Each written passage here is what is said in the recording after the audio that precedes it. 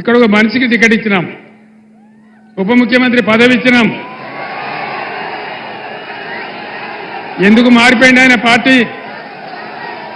ఎందుకోసం మారింది పార్టీ? నేను ఒక్కటే మాట చెప్తా ఉన్నా, కడియం శ్రీహరి సరే నేను అనలేను, ఆ మాట నా నోట నేను అనలేను. కానీ ఆయన చేసిన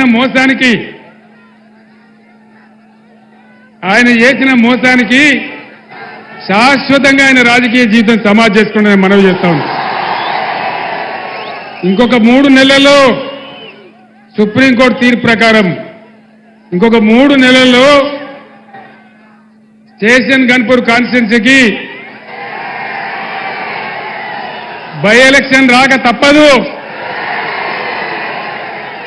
మన రాజయ్య ఎమ్మెల్యే కాక కూడా తప్పదు.